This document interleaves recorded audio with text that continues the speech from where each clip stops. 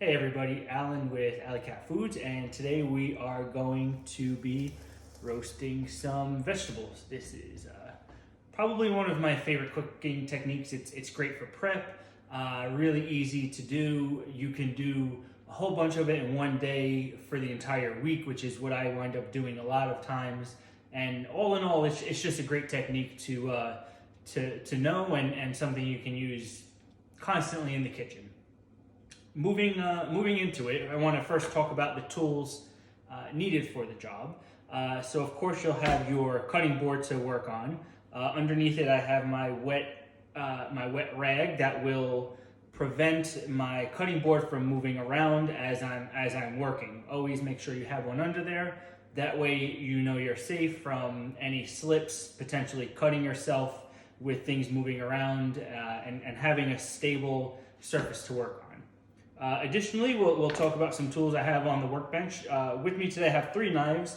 So obviously my chef's knife as well as a paring knife. So these will be used according to what I'm cutting. Obviously the smaller knife I will be more precise with, and I like using this more than anything. It's similar to, if you ever heard the phrase choking up on a baseball bat to get a better hit. Same with the knife. If you have a smaller knife, you'll have better control and more precise cuts. That being said, there are some big things here: rutabaga, butternut squash. This guy's not going to do it, so we would need the larger knife. Additionally, I have this is a bread knife, but I'm using it because I like it, and why not, but a serrated knife. A lot of times when you're working with root vegetables, a straight blade will be harder to cut through in a single motion as you come down. So if you have a serrated knife, the sawing motion of it will actually go through the vegetable a lot easier, and from your end, you should feel more comfortable with that motion, especially if you have something like butternut squash that you're trying to split. I have with me, of course, a peeler everybody's going to use. I actually prefer a Y peeler. Sometimes you will have the straight-handled peeler. This is my preference. It's comes down to you. And for me, this is what I've always used. This is what feels most comfortable in my hand. And a fork, for obvious reasons. As we're cooking, we want to use the fork to pierce the vegetable to gauge the doneness of it. Now, as far as cooking the items, I have with me some half-sheet trays with parchment paper on top of it. When roasting vegetables, you want to make sure that the wall of the item that the vegetable is being placed on is shallow. So, for example, I took this out, a braising pan, which has a lot higher of a wall. You can use it. It's not going to hurt the vegetable by any means, but having the higher wall, as the vegetable's cooking in there, the moisture will start to rise and has a chance to get caught on the walls or not escape and come back down, and that water will or that moisture will wind up saturating the vegetable and will give you more of a mushy texture. So you do want a more shallow walled container to cook your items in. So the secret for me that I always keep when I'm cooking is a Ziploc bag, and I made some stock yesterday, so it's empty. But a lot of times, as I'm prepping my vegetables and my food, if there are scraps, I save the scraps. I don't throw anything away at all. Carrot peels we'll see, radish tops, butternut squash skin, anything at all that I can use and save and put into a stock, I do. And we'll be going over that a little bit later in the video. Along with that, I have a bowl with me to put my raw vegetables in, along with some oil, salt, and pepper. We do want to put some oil on it before roasting to prevent any scalding or burning of the vegetable. It'll cook it wonderfully. Additionally, it's not needed. I have my bench scraper to make life a little bit easier, and I think that's it for things needed. Now, I do want to mention that all of these vegetables have been washed before I started the video, so So they're all clean and ready to go. And a lot of times when I am washing my vegetables, I tend to leave it in the water for, I don't know, 10 minutes, maybe a few minutes at least. And doing so, what will wind up happening is through osmosis, the vegetable will wind up pulling in some more of that water and pumping it up just a little bit right before you cook it. These, for example, these beet leaves, as you can see, they look quite nice. You know, pretty good shape. Before I washed them, they did look a little bit more flopped over, a little bit more wilted. And putting the beets and letting them soak in water for a little bit, it brightened it up considerably. So it's something that I recommend. You don't want to do it for too long with fragile vegetables or leafy greens, say parsley or cilantro. Given that they're so leafy, leaving them in water will cause them to swell up in a negative way. Okay, so moving in, let's start some prep. So we'll start with something very simple, broccoli. Everybody knows broccoli, everybody likes broccoli. A nice cool season crop, any form of it is all right with me. It's one of those things. I'm lucky. When I went to the market to get some things to roast for the video, originally I only found these items, the crowns of the broccoli. I couldn't find the full stalk with them, and I was hoping to find these as well. The reason being is a lot of times when people cook full broccoli, they'll cut the tops off of them here, and this entire stalk and stem doesn't get used. And a lot of times people don't use it, they're not sure what to do with it, and it winds up getting discarded. So today we will be going over all of it. So starting off, you always want to cut your items into as uniform pieces as you can. That's the trick in cooking in general. Whenever you're in a kitchen, whatever you're doing, if you have more than one item in a pot, a pan, a tray, you want them to be as close to the same size as possible. Why? Universal cooking, right? If it's the same size, at the same temperature, it'll all be done at the same time. If I put this in the oven and I put this in the oven, this is going to cook at a different time than this, and by the time I pull them both out, one of these two, actually, this will wind up being wilted, this will be undercooked, and the core of this would probably still be undercooked while the outside would not be ready. So you want to make sure that everything is as good as it can be and as universal as you can.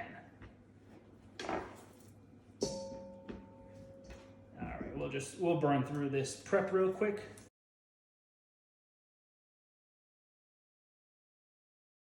Now, moving on to the broccoli stalks, what do I do with this? Well, this part we're not going to use at all, so we'll cut it off, and same for these as well.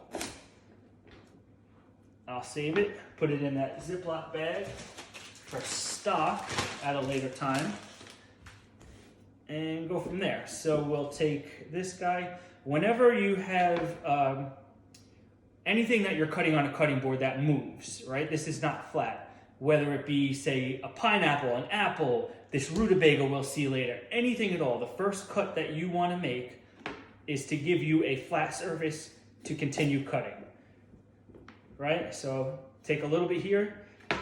That's not going nowhere now. Now I feel better cutting it. It's not going to be a problem. So I'll come through, clean it up a little bit, take that outside skin off, which will be too hard for us to eat, but is totally edible, totally usable in a stock, which is what we're trying to do. We're trying to make sure that everything gets used. Literally, nothing goes to waste.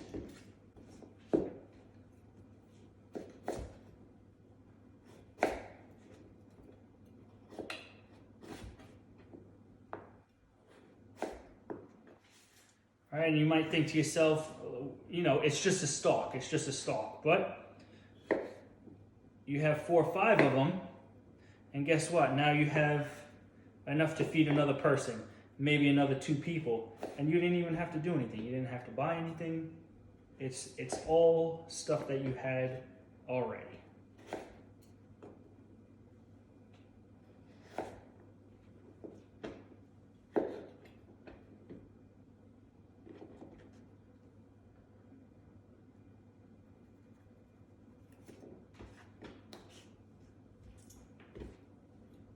Now, when you have something, so these stalks were pretty straight. It was pretty easy to cut down the line, right? If you have something like this, well, where do I want to go? I'm not sure where the center is, but if I turn it this way, okay, I have a pretty good idea where the center is. And if I lay it down flat, I have a little bit steadier of a surface than trying to figure out where on here. So, just to get the ball rolling, we'll do that. Now I have my flat surface. Okay, I think the core is somewhere around here. Not a bad guess. Somewhere here. And somewhere here, right? We'll clean it up a little bit.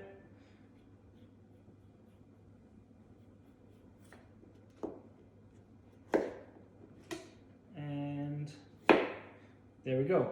Whole nother piece.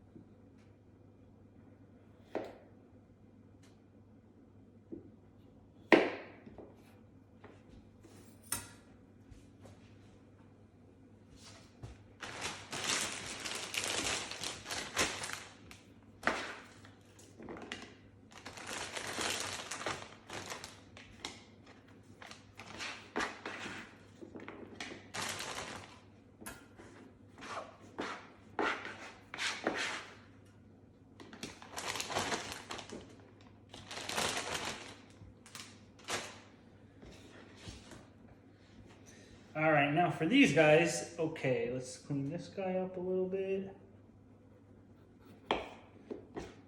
Great, great. So this guy is a lot bigger than the rest of them. And as I mentioned a minute ago, you want them all roughly the same size. It doesn't have to be exact, but the closer, the better. Right? Now we're looking a lot more universal, and for this we'll keep it simple, right? Where something like that is totally fine. If you can, once you're comfortable with your knife skills, you could do a little bit faster, a little bit more holding more per. And here we go. And what was trash, or what would be getting thrown in the garbage, is added to the mix. The reason I'm adding it all to the same bowl is these are all going to cook roughly around the same time, and I know this just from repetition. So for me, it's okay. I know everything's going to be done around the same time, and I'm okay with that. I want to make sure that there's no giant pieces. No broccoli heads that are considerably larger than the others, and I'm okay with this. So what we'll do here is add a little bit of oil, a little bit of salt and pepper for seasoning,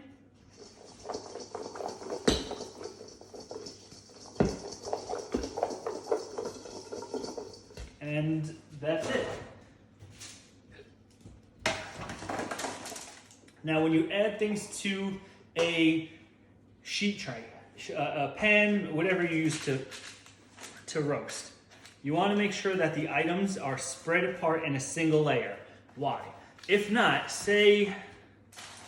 let's just say it's a little exaggerated, but for conversation purposes, say I put this in the oven like this. Two things. One is, this is very dense in the center. So these crowns up here will wind up cooking a lot faster than the core, the center of this mat. So you're gonna have an uneven cook. Additionally, as this is cooking, it's going to be releasing steam. From the center, as it's releasing steam, the steam will be coming up and penetrating all the other broccoli. You're gonna have a wilted, soggy product, which is what you don't want. You want it to be roasted, and you don't want it to be shitty, for lack of a better word. So we have our items ready to go and into the oven, right? Pretty straightforward. 400 degrees, and what I like to do is set a timer for 10 minutes. I was gonna say 15, but here's why 10 and not 15. I know it's gonna be longer than 10 minutes. It's a lot easier, or it's possible for me to add more time to those 10 minutes. If I were to go 15 minutes and it only needed 12, I can't get those 3 minutes back. So at 10 minutes, we'll check it, then we'll go from there. Okay, how much do I need? 2 more minutes, 3 more minutes, 5, 7, however long. But you can always add, you necessarily cannot subtract. So broccoli's in, I'm gonna clean my board and we'll get started on the next item.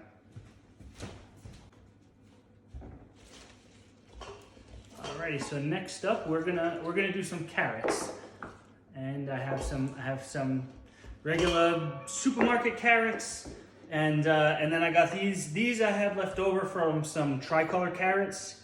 They're orange, yellow, and purple. These they're the last of the bunch from what I used, and I figured, why not? Now, as far as peeling carrots goes, this is pretty straightforward. Again, as mentioned, I like using the Y peeler, and how I hold it is so I use my middle finger and my thumb to pinch the indentation here. That is going to be how I hold it, and I use my index finger to hook inside of here. Why? Personal preference. But the reason that I do it is because this gives me a better pull when I'm peeling vegetables. It's a lot easier for me personally, and it's how I do it. For me, 45-degree angle, and you just come down. Pretty straightforward. This is a lot of times how people do it. I actually, and I'll start with a different one. I hold it at the short end and work to the larger end. Why? As you can see from here, this leftover part here where there's no skin is pretty small. This part up here has plenty of skin. And from an efficiency standpoint, it's just easier. Doing it this way, going towards the base of it, you'll wind up getting all that skin, and the leftover skin here will be a lot less. To get rid of it, it's pretty straightforward. And we'll do that. So we'll burn through this prep.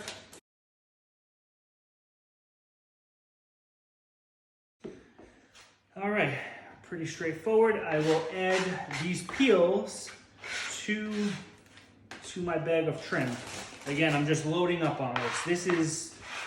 I save literally hundreds of dollars a year by doing this, making my own stock. I save this, I'll save some chicken carcasses, any protein that I cook that has bones, I'll save it. If I've made shanks, chicken, turkey, any poultry, beef bones, veal bones, anything at all, I'll save it, and when I have enough, I throw it in a pot, you make stock out of it. 4, 5, 6, 7, 8 hours on the stovetop all day. You let it simmer, and you have a stock that is better tasting than anything you can get out of a box, better for you because you know what's going in it, and no sodium. You control the salt going into it. You don't have to worry about your cholesterol shooting through the roof, about the extreme amounts of sodium that is in stock. I have a very big problem with that personally. So I haven't bought stock in probably about 4 or 5 years now. And it's all through this technique. So we'll go ahead and just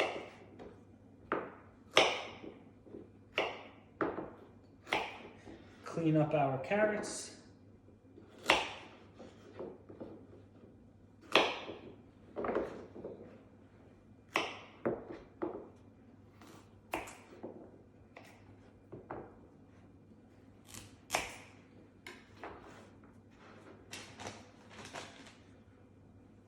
Alrighty, and then for these guys, they're relatively all the same size. What I would say is, if I was nitpicking, let's go ahead and do it. So now they're a lot closer to the same size, and we have these these tips that are a little smaller. If I was doing a large batch, I would go ahead and cut all of them in half at a point where I thought they were different sizes, and I would just roast them separately. These would obviously cook a lot faster than these. Put them on 2 separate pans, and away we go. But since that's not the case, and I'm okay with them coming out a little bit differently, we'll go ahead and roast them off whole. Same deal. Salt, pepper, oil.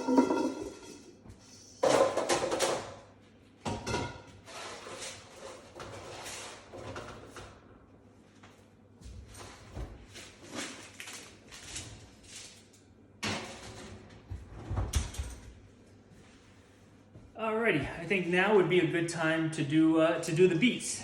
So beets are one of my favorite vegetables to eat. They're so good for you, really inexpensive, and all in all, it's I love them. Cold, hot, as a side. Beet salad with red onions is a very classic, delicious recipe that I go crazy for some beet salad with some red onions and vinegar. That's it for me. I do want to mention that so as a beet grows and you see it in the ground, typically this is where the dirt line is. Above it you'll see the top, and then you'll have your greens growing. A lot of times this gets thrown away. We're not going to do that. So what we will do is kind of clean these up, and what I will recommend is wearing gloves if you're not okay with a little bit of the dye getting on your hands. And now would be a good time to talk about betaline or betaline, depending where you're from. That is what gives the beets their red color. That is the ingredient in particular that does it, and that's a good thing. So betaline has a lot of anti-inflammatory properties to it, antioxidants as well. So it's very healthy for you. It's very good for you, and by all means, you want it in your life. So we'll just go ahead and we've cut the tops off of them, and I'm going to go ahead and just take care of the bottoms as well. You don't have to. I'm just doing it as an extra step while I have the cameras on. And now at this point, it's not part of this lesson, but you can take these as is, put them in a pot of water, make sure they're covered with water, and just boil them. And that's it. Just boil them for an hour, 2 hours, maybe. Sometimes 3, depending on quite a few factors. You know, how dense your pot is, how many beets you have, how hot your stove gets. But for today, we're going to be roasting them, which is pretty much the same technique. A little bit different here, in a sense of I will be putting them in aluminum foil.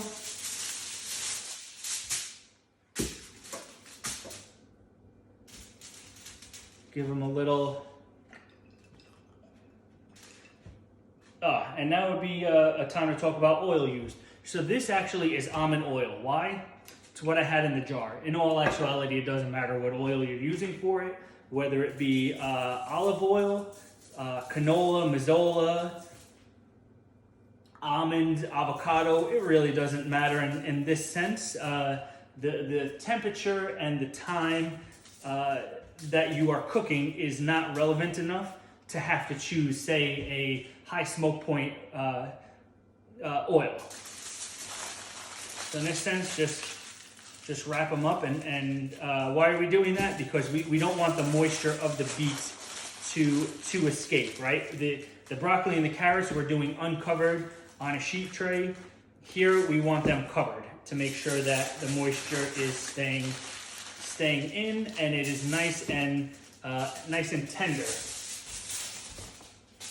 Now, while we're on the subject of beets, because I don't know if I'll have the cameras rolling until the end, when these are done, you definitely do want to wear gloves at that time, because there's so much moisture that's going to be coming out of the beet. It is going to dye your hands.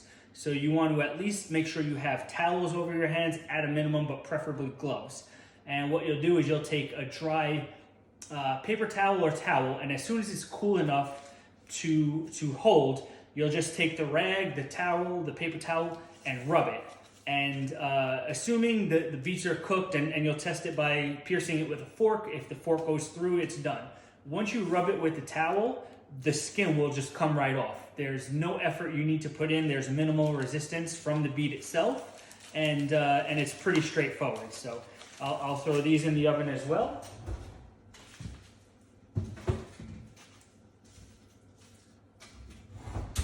And away we go. So we have a full oven, but we are not quite done with the beet yet. I am not going to be adding beet trim to my stock just because it's going to discolor it. I don't like that really dark stock, and the red from the beets will wind up really darkening everything.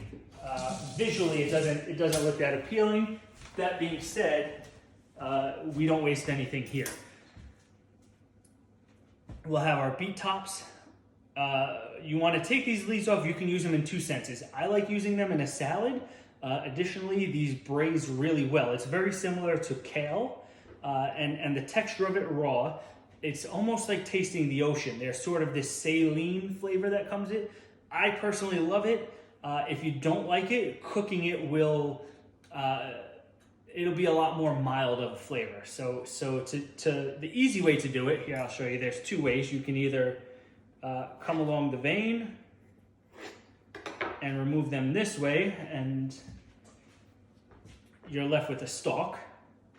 Or you can simply thumb and index, pinch at the base, hold here, and come up. And that's the result of it. I do the pinching method just because working in restaurants, you don't have time to sit there and cut through each leaf. So if you come through, you see there's still some of the stalk here, but it's tender, something that small. I'm okay with eating raw and or braised.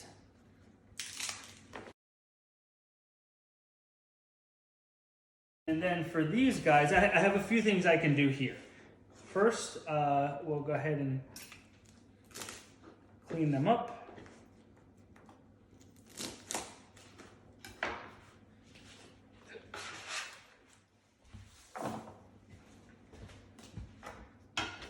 And what I can do is just cut these up. If I can either cut them down into pieces like that, and I can add this to any vegetable that I'm making. Alternatively, I can just cook these up and eat them as is.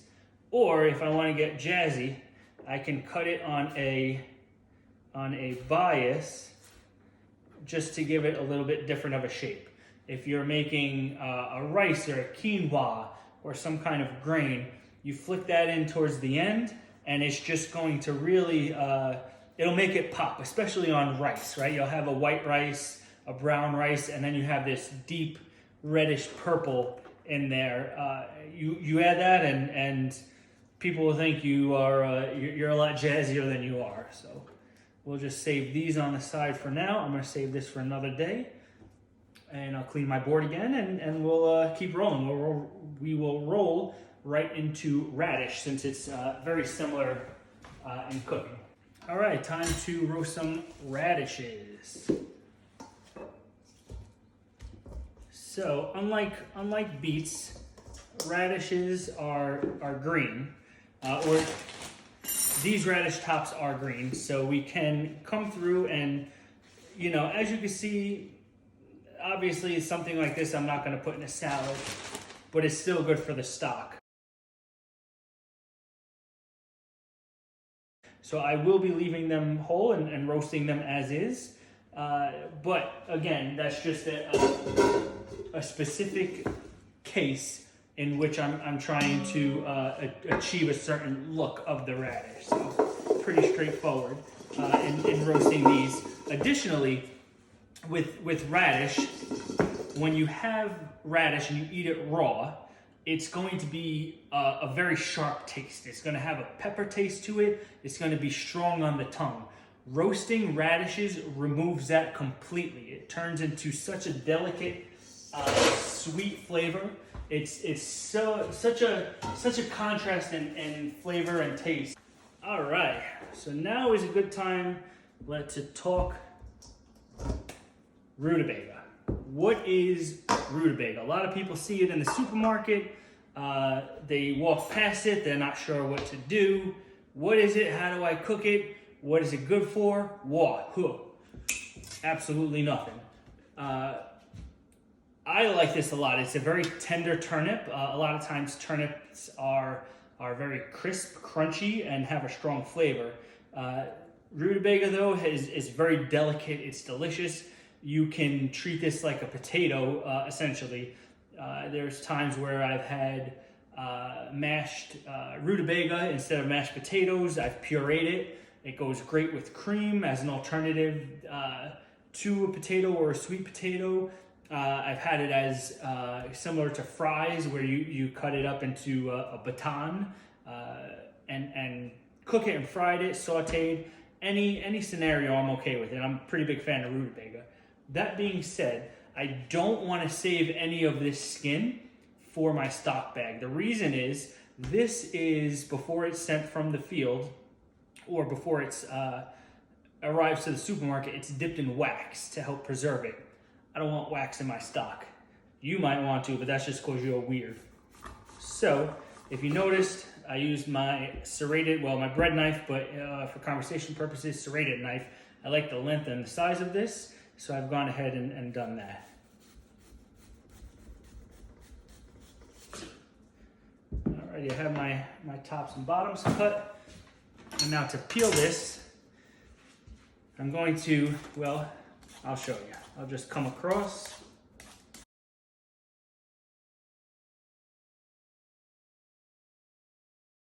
Okay, now what? Well,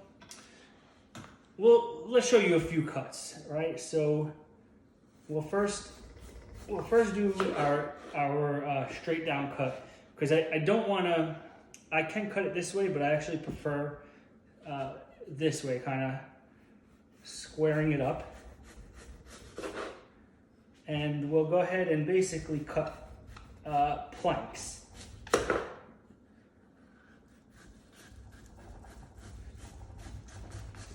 Now, here's a trick. When you're cutting with a serrated knife, you don't want to do long cuts. It's not going to work. You want to do short cuts. You'll go through it a lot easier and a lot straighter, as opposed to, say, a long cut. It's not as efficient as it can be. So nice short cuts.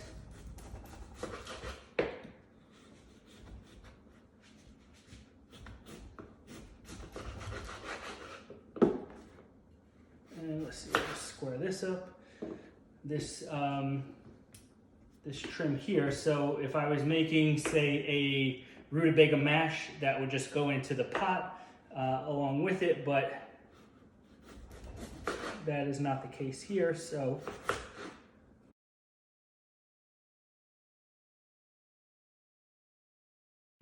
now here we have our batons, and we can cook them as is, or if we wanted to, and I'm going to cook these as batons, but you can come through and then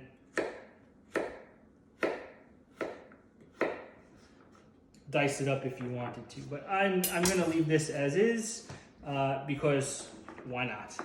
Alrighty, butternut squash. Everybody has this in their pantry, getting ready to cook, being cooked. It's great. Dice, pureed, soup, saute, anything at all. It's sort of like one of those universal winter items. So pretty straightforward. The skins for this, I will be keeping. So here's what I'll say about this, because you have your choice.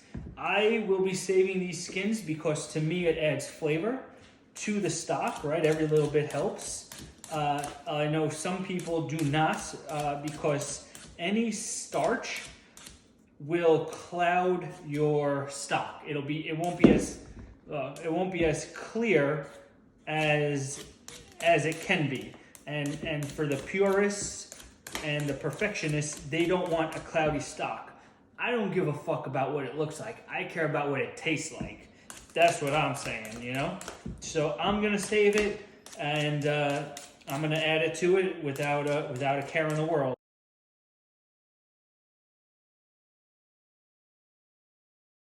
Alrighty, serrated knife. I'll take the top off. I will take as little as I can off the bottom, and I'm going to show you why in a second. You don't want to go too far. It doesn't matter realistically, but I'm going to show you a trick, something to impress your friends with. I took off minimal at top because I am going to show you what you can do is, so you'll cut these in half. Let me clean them real quick. Okay, I have my bottoms, and if you very carefully remove a little bit of it to allow it to lay flat. Well, it's not necessarily very flat. Oh, here we go.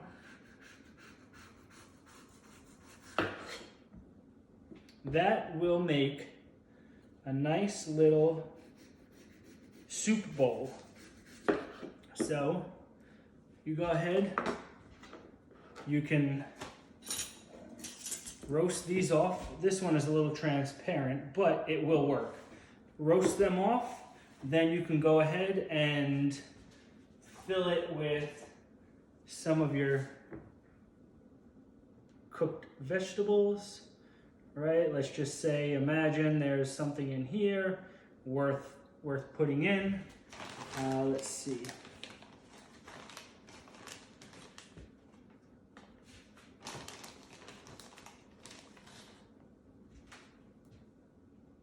You do something like this, you know, whatever, a little creme fraiche, maybe a little cream, some type of fat added to it.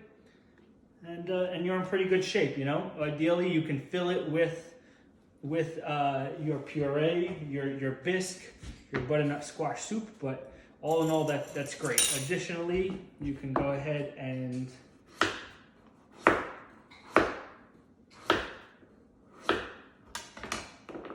make your rings out of it. You know, that's another option for you, which is what we're going to do today.